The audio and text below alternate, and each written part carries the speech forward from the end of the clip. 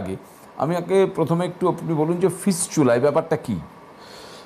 Fistula basically একটা track, আচ্ছা একটা চ্যানেল যেটা আমাদের শরীরে মানে যে কোনো জায়গায় হতে পারে। আচ্ছা মানে একটা পার্ট থেকে, একটা অর্গানস থেকে আর একটা পার্ট পর্যন্ত আচ্ছা একটা ট্র্যাক তৈরি হয়ে যায়, একটা চ্যানেল তৈরি হয়ে যায়। এটা মানে খুবই প্যাথেটিক কন্ডিশন, যেখান থেকে সবসময় পুজ, রক্ত বা ফিসেস আসতে থাকে সবসময়, আচ্ছা রিকারেন্ট ইনফেকশন হতে থাকে।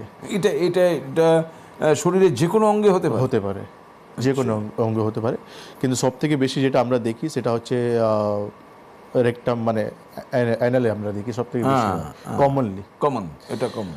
আর এটা হওয়ার সব থেকে বড় কারণ রয়েছে, যেটা হচ্ছে কোনো না কোনো সময় একটা পেশেন্ট সেখানে ওর অ্যানাল একটা অ্যাবসেস হয়েছে। আচ্ছা অ্যাবসেস মানে ফোড়া, যেটা আমাদের ল্যাঙ্গুয়েজ আমরা নর্মালভাবে আমরা জানি যে ফোড়া হয়েছে কোনো সময় একবার। তো ফোড়াতে আমরা কী করি যে তাকে যেভাবে হোক তাকে আমরা কেটে তার যে কালেকশন আছে তাকে ওখান থেকে বার করে দিই আমরা। কিন্তু আমরা দেখি ফার্দার সেটা কিন্তু কিছু কারণের জন্য সেটা কিন্তু আবার গ্রো আপ করে, হ্যাঁ ফিস্টুলা টার্ন করে যায়, বা তার কোনো সার্জারি হয়েছে ওই জায়গায় কিছু, বা কোনো ইনজুরি বা কোনো ট্রমা হয়েছে ওই জায়গায়, বা কোনো ক্রনিক রোগ থেকে আক্রান্ত, যেমন একটা আইবিডি বলে একটা রোগ, মানে ইরিটেবল বাউল ডিজিজ, মানে লং টাইম থেকে একটা পেটের সমস্যা থেকে ও ভুগছে, যেখানে কিন্তু তার ডাইজেশন সিস্টেম ডিস্টার্ব আছে, on and off diarrhoea and constipation সে ভুগছে। তো সেখান থেকে দেখা যায় সে পেশেন্টটা আস্তে আস্তে ফিস্টুলার দিকে টার্ন করে যায়।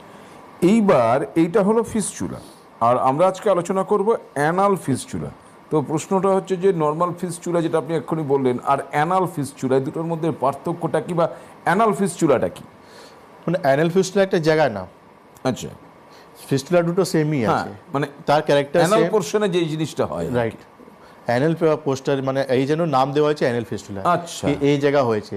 কারো অ্যাবডোমিনাল ফিস্টুলা হয়, আচ্ছা, তো অ্যাবডোমেন হয়েছে জন্য নাম দেওয়া হবে অ্যাবডোমিনাল ফিস্টুলা। যাদের এই অ্যানালে ফিস্চুলাটা তাহলে কেন হয়? ওই জন্য তো রোগটা নাম বললাম আমি, আইবিডি বললাম। আইবিডি একটা রোগ হতে পারে, বা কোনো রেকটামে কোনো সার্জারি হয়েছে, বা কোনো অ্যাবসেস কালেকশন হয়েছে তার, আচ্ছা বা কোনো মানে ইনজুরি রয়েছে বা কোনো ট্রমা রয়েছে, সেখান থেকে সেটা ফিস্টুলা দিয়ে টার্ন করেছে। আচ্ছা আচ্ছা, এবার এইটা যে হবে, একটা তো আপনি বলেন যে কোনো ফোড়া হতে পারে কিংবা অপারেশন হতে পারে, এই ব্যতীত মানে এই ধরনের কোনো ঘটনা না ঘটলে কি অটোমেটিক্যালি কারো শরীরে এই ধরনের সমস্যা ফর্ম করতে পারে?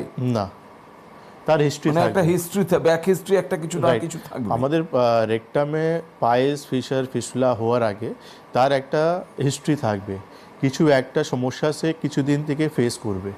মানে একটা মানুষের ফিস্টুলা হবে তার আগে তার একটা পেটের সমস্যা, আইবিডি মানে ক্রনিক একটা প্রবলেম সে ফেস করবে।